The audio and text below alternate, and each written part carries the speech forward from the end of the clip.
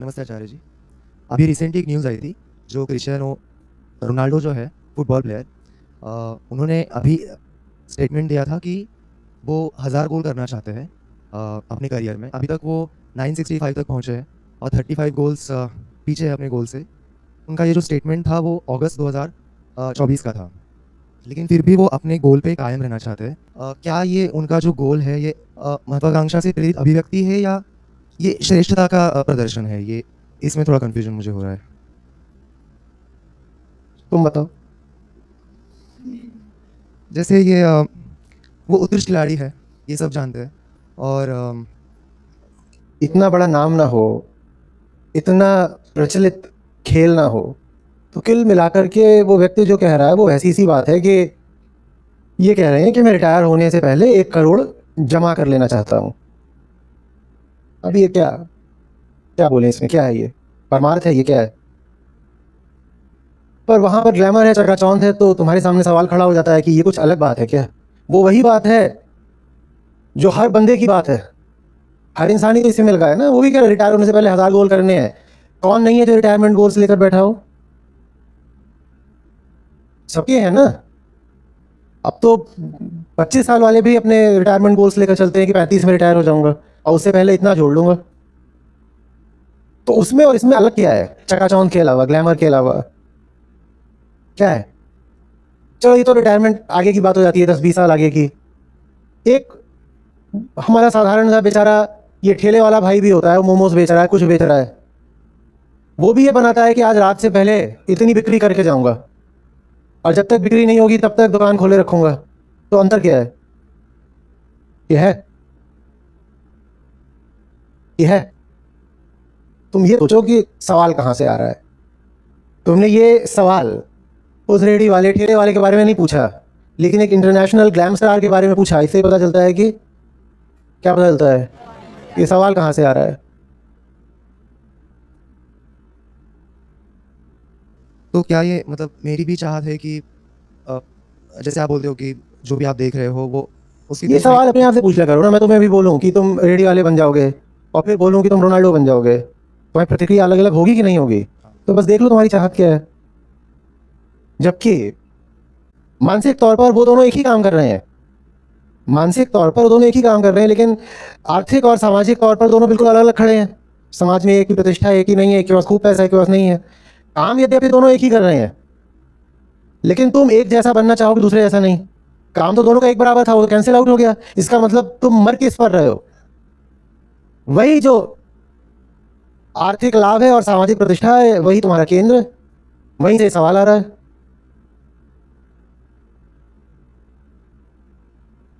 और कहाँ से आ रहा है?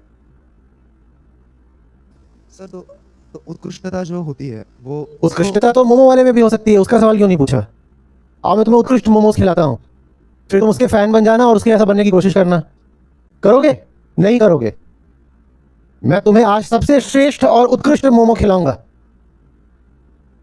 बोलो ना। उत्कृष्टता तो मालिश करने में भी हो सकती है। बनोगे उत्कृष्टतम मालिशबाज? नहीं बनना चाहोगे, क्योंकि बात और कुछ नहीं है। समाज में उतनी इज्जत नहीं है और उतना पैसा नहीं है। तुम्हें उत्कृष्टता श्रेष्ठता से कोई लेना देना नहीं है, तुम्हें प्रतिष्ठा और पैसे से लेना देना है। उत्कृष्ट तो इतने काम होते हैं पर उनमें पैसा ना मिलता हो तो तुम करोगे क्या? तो ये क्यों बोल रहे हो कि मैं तो उसकी एक्सीलेंस पर मरता हूँ? एक्सीलेंस वाले काम तो न जाने कितने हैं, कभी नहीं करोगे तुम। एक्सीलेंस भी अगर तुम्हें चाहिए तो उसी काम में जिसमें प्रतिष्ठा पैसा हो।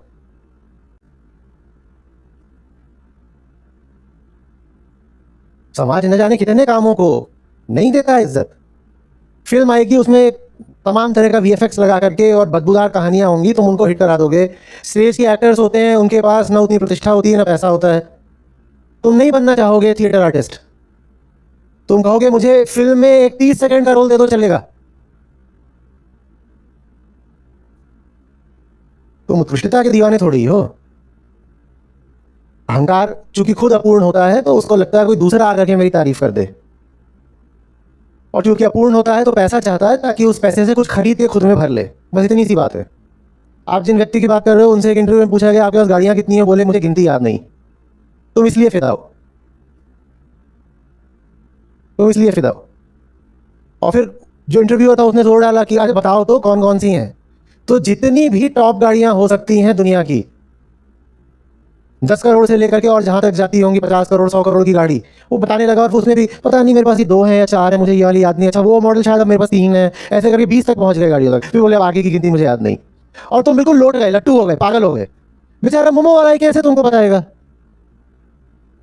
उसके पास साइकिलें होंगी और एक सेकेंड हैंड बाइक होगी। हाँ, एक्सीलेंस के साथ वो मोमोज बनाता है, क्या फर्क पड़ता है? ऐसे ही मरते हो क्रिकेटरों पर। एक्सीलेंस तो बहुत स्पोर्ट्स में है। अभी जब ये T20 चल रहा था उसी समय पर बैडमिंटन वर्ल्ड चैंपियनशिप भी चल रही थी और एक भारतीय सीधे फाइनल तक पहुंच गया था। आधों को नाम ना पता हो, आधों को नाम ना पता हो, और फाइनल भी चोट लगी हुई थी। आंशिक रूप से ये कारण था कि हारा, और दुनिया के टॉप खिलाड़ियों को हरा करके फाइनल में पहुंचा था। पर एक्सीलेंस की थोड़ी कदर है। एक्सीलेंस भी तुम्हें वहां चाहिए जहां पर चीयर गर्ल्स हो और बहुत सारा पैसा हो और कॉन्टिन्यूअस टीवी कवरेज हो, ग्लैमर हो, स्पॉटलाइट हो। वहां पर तुम्हें एक्सीलेंस अच्छी लगती है, शुद्ध एक्सीलेंस तुम्हें कहाँ अच्छी लगती है?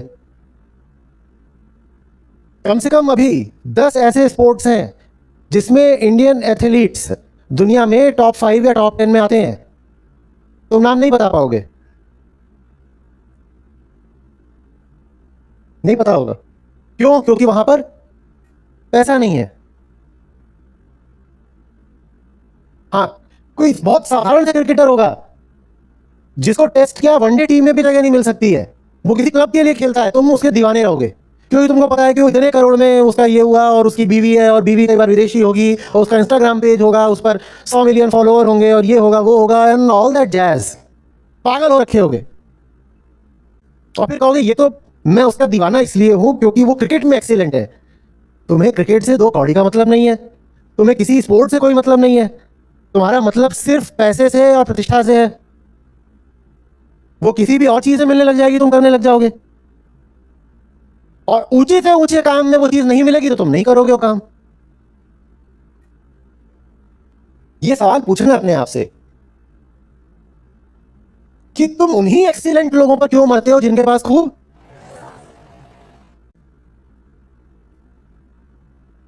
बिल्कुल उन्हीं के जैसा बनना है, वही सब कुछ करना है जो उन्होंने किया है। एक्सीलेंट तो भगत सिंह भी थे।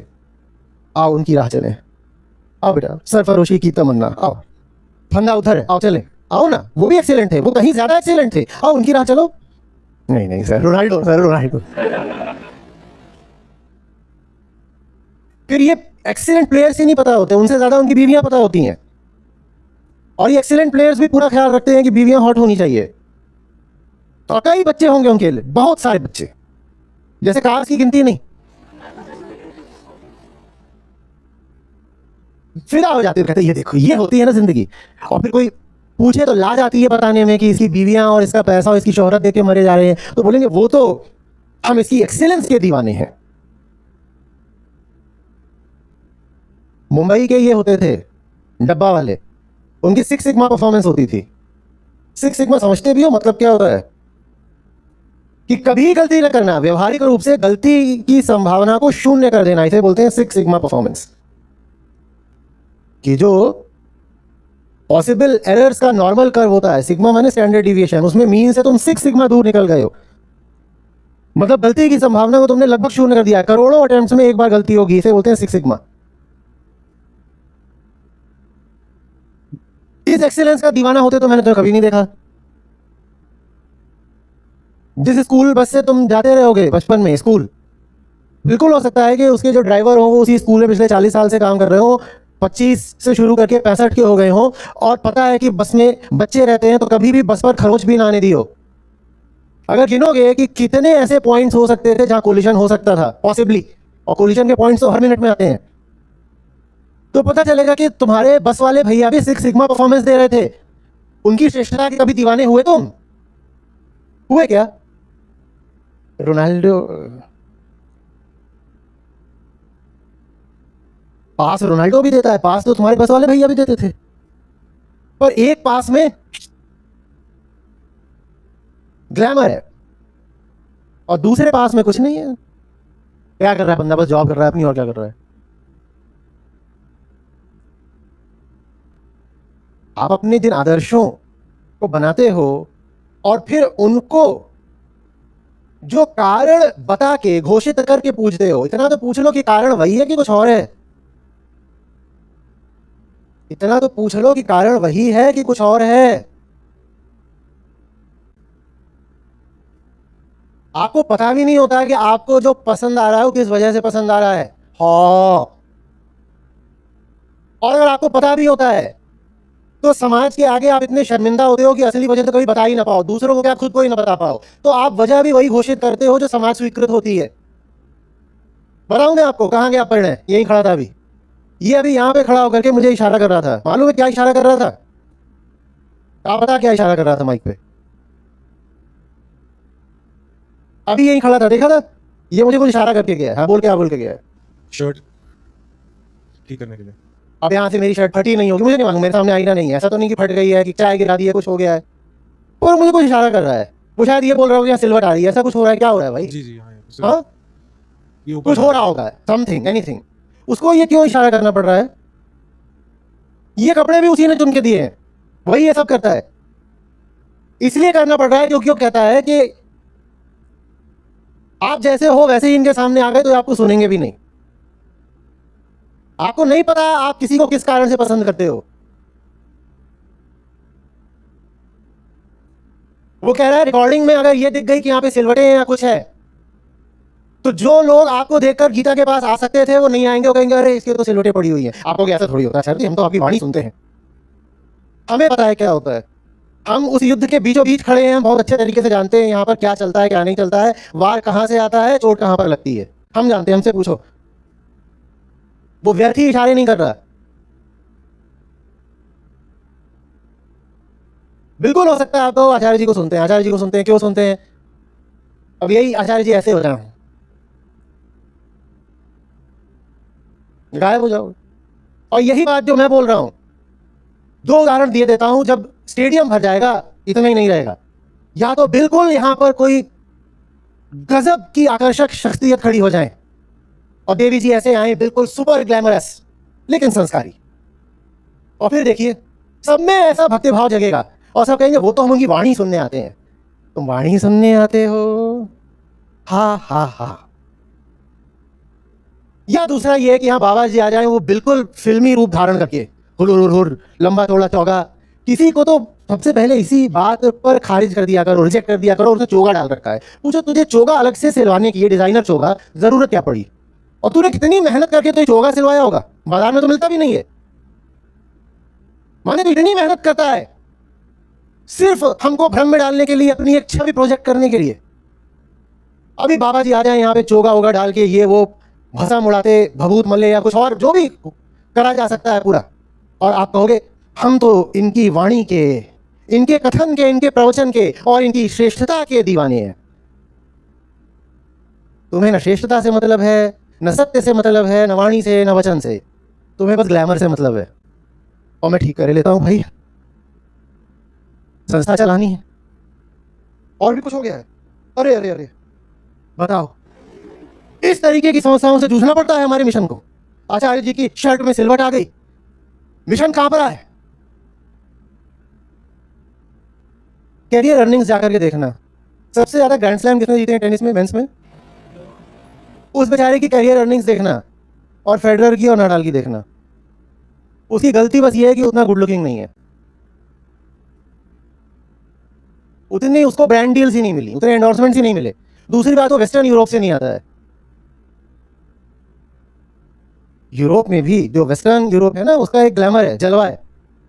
स्पेन भी खिंच जाता है बस के नाम पे, तो नडाल भी खिंच गया, वरना स्विट्जरलैंड है, जर्मनी है, ब्रिटेन है, ये होते हैं द रियल वेस्ट। जो कोई बेचारा कहां से आता है? कैसे लोग हो यार, सर्बिया से, अनग्लैमरस।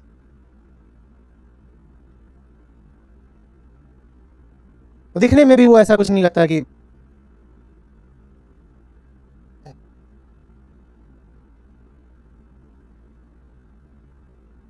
और आप कहोगे नहीं हम तो श्रेष्ठता के दीवाने हैं, तो श्रेष्ठता में तो वो गोट है, ग्रेटेस्ट ऑफ ऑल टाइम है। आज भी खेल रहा है और आज भी जीते जा रहा है। और जाके देखना उसकी करियर अर्निंग्स, उसको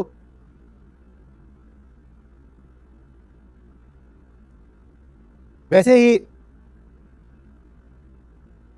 मारिया शारापोवा, आप अगर शॉर्ट्स वगैरह स्क्रॉल करने लगोगे और अगर आप लेडीज टेनिस देखना चाहते हो तो थोड़ी ही देर में मामला शारापोवा पे आ जाएगा। शारापोवा या और कोई भी ग्लैमरस नाम, वो बहुत अच्छी खिलाड़ी थी निसंदेह, वर्ल्ड बीटर, पर अच्छे खिलाड़ी तो और भी हुए हैं। वो उतनी फ्रीक्वेंसी से क्यों नहीं आते रील्स में? क्यों नहीं आते? ग्लैमर की कमी है।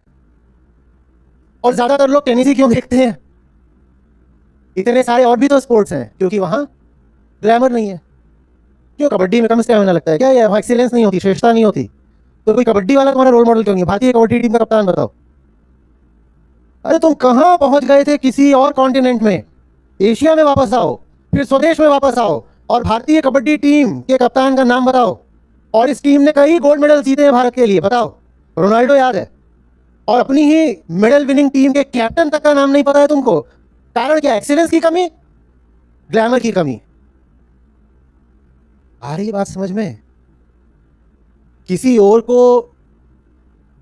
जब भाग रहा हो अहंकार, जिसको कहते हो आम भाषा में मन का चंचल होना, मन चला उधर को, तो मन तुम्हें जो कारण बताए ना उस दिशा में जाने का, वो कारण कभी मान मत लेना। असली कारण दूसरा होता है। असली कारण हमेशा दूसरा होता है, हमेशा। और वो झूठ हम सिर्फ दूसरों से नहीं बोलते, खुद से भी बोलते हैं। सत्यम शिवम सुंदरम मूवी आई थी, उसमें वो गाना गाती है और वो बिल्कुल ग्लैमर से भरी हुई मूवी थी। सीना तमान, गीले कपड़े, अंग प्रदर्शन, सब कुछ बढ़िया। और उसमें जो शशि कपूर का किरदार है वो बिल्कुल लट्टू हो जाता है, पागल हो जाता है। बोलता है तुझे ही ब्याहूंगा, तुझी से शादी करनी है, ये वो, बस ये हर गाने में दिखाते हैं ऐसे। वो अपना चेहरे का एक हिस्सा छुपा कर रखती है और वो उसके सामने कसमें खा रहा है कि मैं तेरे लिए जान दे दूंगा, ये कर दूंगा, वो कर दूंगा। और शादी होती है तो दूसरा हिस्सा भी दिख जाता है, यहाँ पे जला हुआ होता है, भद्दा निशान होता है, तो छोड़ दूंगा, छोड़ देता है तो बाढ़ आ जाती है, चमत्कार हो जाता है। खैर वो अलग बात है। पर समझो कि हमारे प्यार के दावे भी क्या होते हैं। आ रही है। और वो जो किरदार है वहां, वो इंजीनियर है शशि कपूर, उसको सचमुच लग रहा होगा कि मैं इससे प्यार ही तो करता हूं। उसको सचमुच लग रहा था प्यार करता हूं। और मजेदार बात बताता हूं, वो जो पर्दे पर किरदार दिख रहा था उसको तो छोड़ दो, जनता भी बिल्कुल शशि कपूर जैसी थी। उस फिल्म में जीनत अमान से जमकर एक्सपोजर करवाना पड़ा। बताओ क्यों? क्योंकि ऑडियंस को तो दिख रहा है ना कि ये अब ग्लैमर यहां तो है नहीं। किसी का चेहरा है अगर भद्दा है तो उसे किसी दूसरे तरीके से अट्रैक्टिव बनाना पड़ेगा ना, तो दूसरे अट्रैक्टिव से कराया गया उसे एक्सपोज करा के। समझ रहे हो? किसी का चेहरा आपने भद्दा बना दिया, पूरी फिल्म में आएगी यहां पर इतना बड़ा जला हुआ निशान लेकर के, तो शशि कपूर को तो बुरा लगेगा ही लगेगा, ऑडियंस को भी तो बुरा लगेगा। तो ऑडियंस भग ना जाए इसीलिए जम करके अंग प्रदर्शन करवाया गया, नहीं तो ऑडियंस ही भग जाती। फिल्म सुपरहिट थी, लोगों ने कहा सत्यम शिवम सुंदरम, आध्यात्मिक पिक्चर देखकर आए हैं।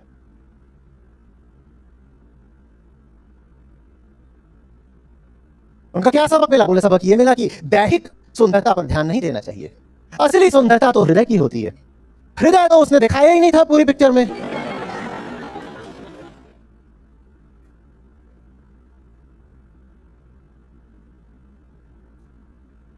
ये जो तुम खुद भी अपने आप को बोलते रहते हो ना कि फलाना मुझे पसंद है या फलानी मुझे पसंद है, क्योंकि वो दिल का बड़ा साफ है, क्योंकि वो चरित्र की बड़ी सच्ची है, ये तुम झूठ बोल रहे हो अपने आप से। असली वजह कुछ और होती है। लोग माँ की ममता वगैरह की बात करते हैं जो कि पूरे तरीके से शारीरिक ही होती है, रासायनिक ही होती है। मालूम है, बहुत सुंदर बच्चा हो और एकदम ही अजीब सा दिखने वाला बच्चा हो, माँ तक भेदभाव करती है। माँ तक भेदभाव करती है। जो पाखंडी नहीं होंगे वो मान लेंगे, बाकी असहमति में सारी लाइन कहेंगे नहीं ऐसे नहीं, माँ का प्यार तो निर्मल होता है, सच्चा होता है, ऐसा कुछ भी नहीं होता है। और बच्चे जब बड़े हो जाते हैं तो एक कमाऊ पूत होता है और एक नालायक घर में बैठा होता है, वहां भी माँ ही भेदभाव कर लेगी।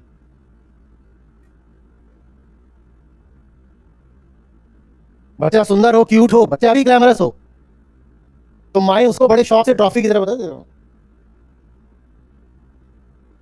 कई बार तो वहां जब बुक साइनिंग हो रही तो आचार्य जी इधर देखिए,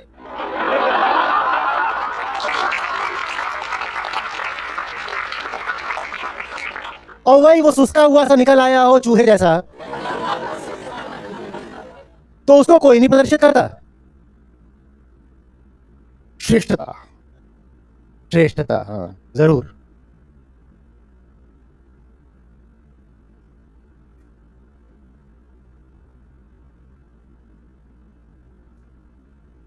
आ रहा है ना, बढ़िया, मजा आ रहा है, बढ़िया। बोलो।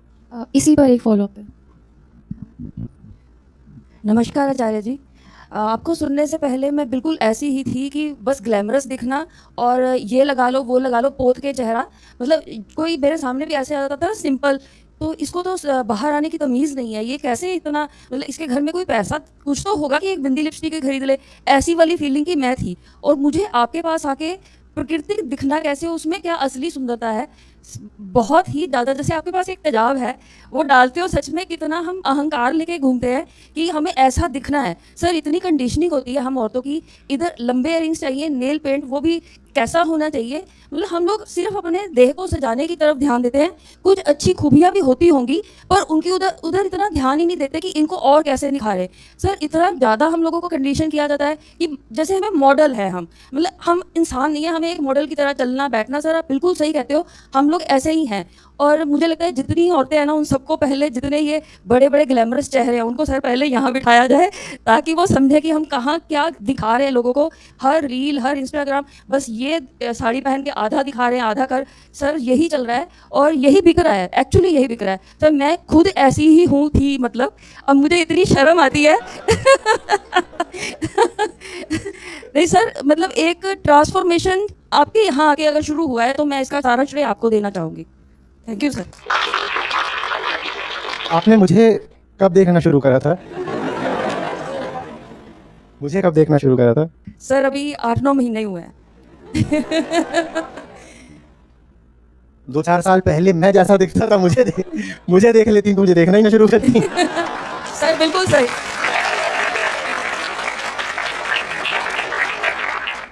मुझे तो पकड़ पकड़ के मेरा ट्रांसफॉर्मेशन कराया जा रहा है कि कर लो, नहीं कोई नहीं देखेगा तुम्हें।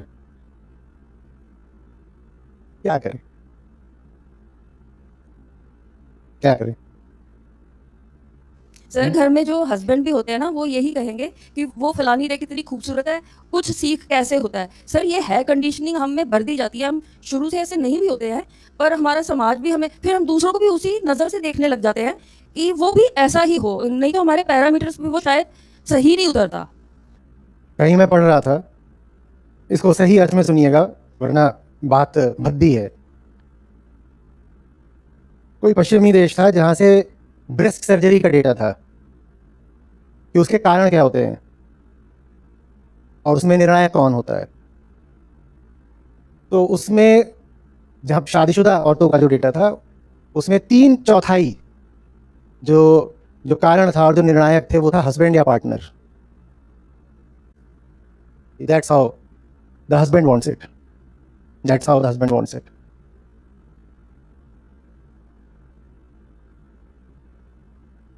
अब इसमें लानत तो उस महिला की गैरत पर है ना।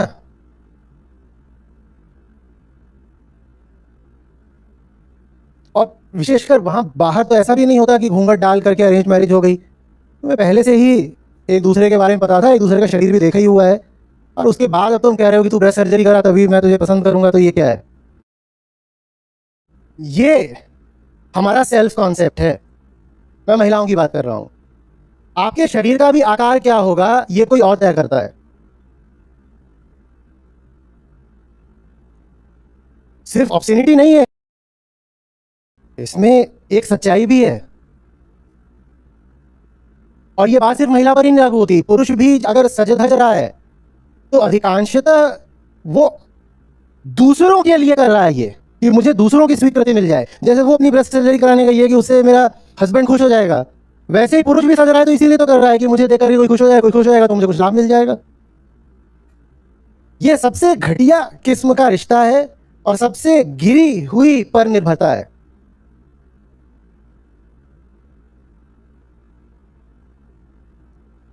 सर आपने एक लाइन बोली थी, इंसान का चेहरा बर्दाश्त नहीं होता क्या? सर ये लाइन ने जादू कर दिया सर। नहीं, हमसे सही में नहीं बर्दाश्त होता इंसान का चेहरा। हमें इंसान नहीं चाहिए, हमें मॉडल चाहिए, हमें छवि चाहिए। आप जिसके साथ हो उसे आप चाहिए ही नहीं, उसे आपके माध्यम से कोई और चाहिए। उसे आपके और एक बात और बताऊं, बड़ी घिनौनी है, उसे आपके माध्यम से न लक्ष्मीबाई चाहिए, न सरोजिनी नायडू चाहिए, न मारी क्यूरी चाहिए, उसे आपके माध्यम से अक्सर कोई पॉर्न एक्ट्रेस चाहिए। तो इसीलिए आपको प्रेरित भी करा जाता है उसी तरीके का बनने का, दिखने का। अब ये कर लो, वो कर लो, और नाम दिया जाता है प्यार का, कि वो तो प्यार की बात है ना, कि मैं चाहता हूं कि तुम अपनी बॉडी इस तरह से बना लो। आप जो हैं वो आपको ही पता नहीं, उसके लिए कुछ आत्मज्ञान चाहिए होता है। आप क्या हैं आपको ही पता नहीं, तो आप जो है उससे किसी दूसरे को क्या सरोकार होगा। वो आपको देखता है और कहता है इसको अपनी फेवरेट पॉर्न एक्ट्रेस में कैसे बदल दूं, तो उसी हिसाब से आपके लोग कपड़े ले आ देगा। बहुत खुश होते हैं पुरुष इस तरह की शॉपिंग करा करके। आओ आज तो मैं लॉन्जरी दिलवाता हूं।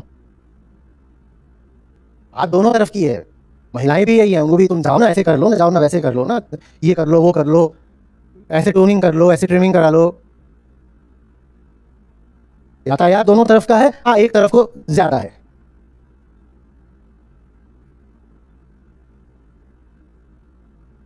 किसी के साथ होना तो कम से कम इतना देख लेना कि वो तुम्हें स्वीकार कर रहा है या तुम्हारे माध्यम से कोई और हसरत पूरी करना चाहता है।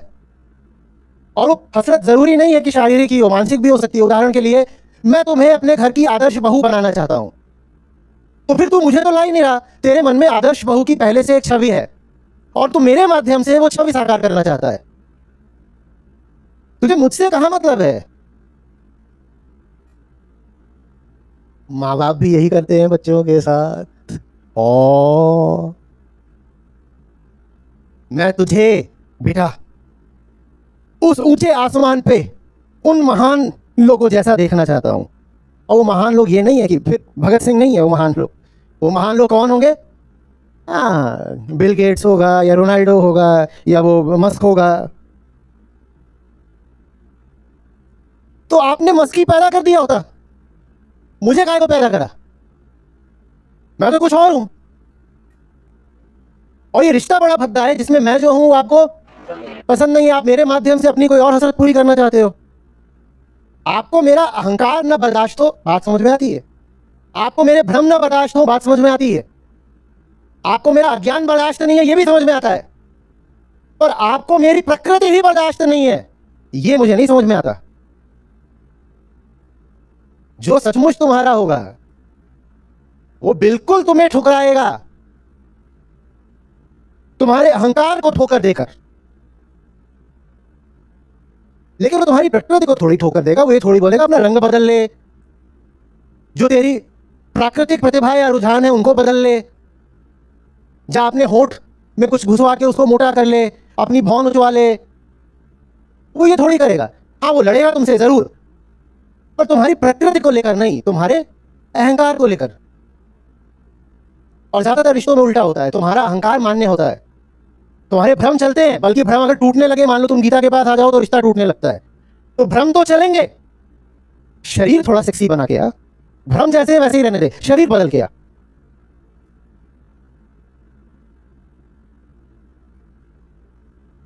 शरीर बदला और जितनी चीजें, कपड़े बदला, विचार बदला, मान्यताएं बदला, सब कुछ इस हिसाब से बदला कि मेरे सांचे में फिट हो जाए। सब बदला, बस क्या नहीं बदलना है? अहंकार बदलना छोड़ दो, अहंकार को और घना कर, अज्ञान और बढ़ा। आ रही बात समझ में? दूसरा आपसे ये चाहता हो, चलो दूसरा है, हम खुद भी अपने आप से यही चाहते हैं। और जो आपसे ये चाह रहा होता है, आप भी उससे वही चाह रहे होते हो।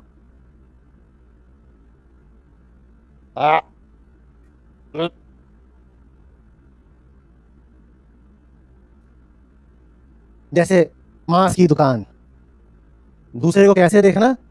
हाँ, मांस है, बढ़िया मांस है, ताजा है। जमीन की जबान में कहते भी हैं गर्म गोश्त, गर्म गोश्त।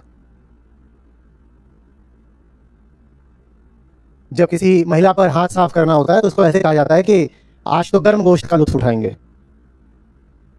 कोई आपको गोश्त की तरह ही देख रहा है और आपको ये बात दिखाई नहीं दे रही। गोश्त।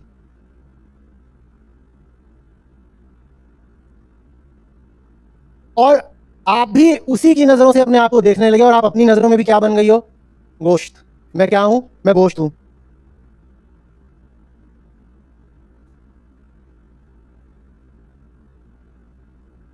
मैं गोश्त हूं। तो अपना नाम क्यों बताते हो? गोश्त तो किलो के भाव बिकता है, आपने किलो बताया करो। चिकन विकन का कोई नाम होता है? किलो होते हैं और टाइप होती है। अच्छे से समझो, भीतर जो कीड़ा बैठा है ना, जब वो हट जाता है, सब सुंदर हो, सब सुंदर हो, कोई नहीं है जो सुंदर नहीं है। हाँ, ग्लैमरस तुम हो कि नहीं, ये उस समय के समाज के चलन पर निर्भर करता है।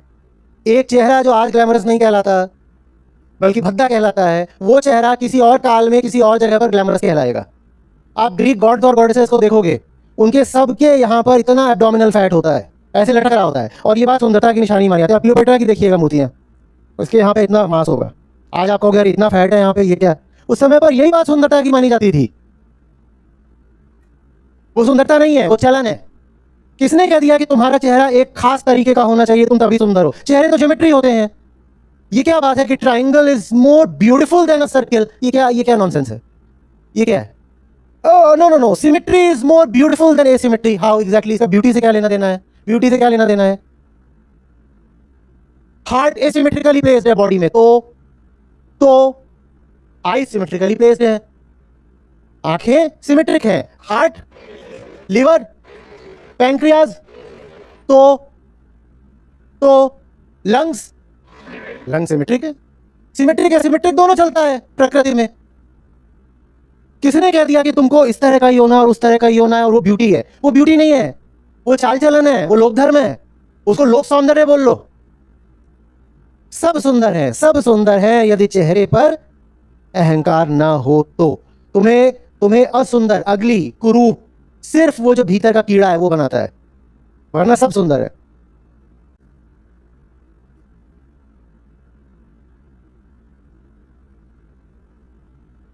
नदी को गहने पहनाते हो तब कहते हो कि सुंदर है नदी, और पहाड़ को कोट पहनाते हो, पेड़ को टाई लगाते हो। पूछ रहा हूं, चिड़िया को सुर सिखाते हो।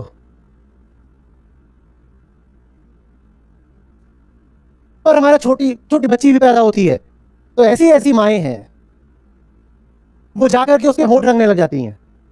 इतनी सी बच्ची है, उसके होंठ रंग दिए। छी! तुम बीमारी में भी सुंदर हो सकते हो, तुम बुढ़ापे में भी सुंदर हो सकते हो। किसी विशिष्ट ज्योमेट्री को तो छोड़ो, किसी विशिष्ट उम्र से भी सुंदरता का कोई लेना देना नहीं है। तुम बहुत बीमार होकर, शरीर से बहुत बीमार होकर और बहुत बूढ़े होकर भी बहुत सुंदर हो सकते हो, अगर अहंकार नहीं है। और तुम बहुत आकर्षक होकर भी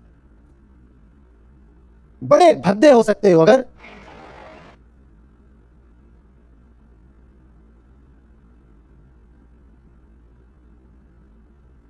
शूर्पणखा की कथा आती है, आकर्षक खूब रही होगी निस्संदेह, सुंदर नहीं थी वो। सुंदरता तो शिवत्व के साथ आती है, वो सुंदर होती तो राम उसके साथ दूसरा व्यवहार करते। आकर्षक थी और आकर्षक बनकर आई थी, और जो आप बनकर आते हो वो सारा प्रसाधन, सारा मेकअप वैसे ही उतर जाता है जैसे शूर्पणखा का उतर गया था कथा में। अब ये मत पूछेगा कि तथ्य है, इतिहास है, कथा है ना। हाँ। जैसे ही उसको चुनौती दी गई और कहा गया भाग यहां से, तो कैसी हो गई वो?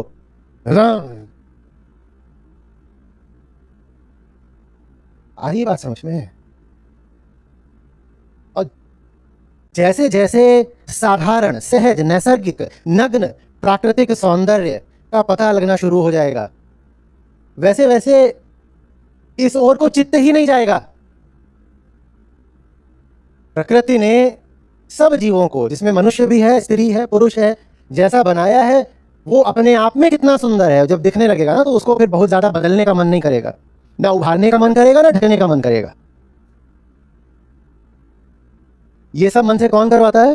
अहंकार वही कहता है कि अपना ये हिस्सा ज्यादा उभार दो, ये चीज बदल दो, ये चीज ढक दो, ये सब वही करवाता है।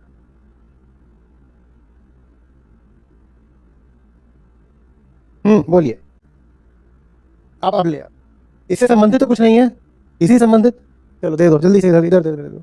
इसी से अगर देखें तो जो ब्यूटी पार्लर का कॉन्सेप्ट है या जो उसकी डेफिनेशन है वो भी रिक्लेम होनी चाहिए। जैसे हम सेशंस में आते हैं, यहाँ पे ईगो थिंड आउट होता है, तो एक्चुअल ब्यूटी तो ये यहाँ होती है ना। आचार्य जी का जो सेशन है ये ब्यूटी पार्लर है। आचार्य जी ब्यूटी पार्लर।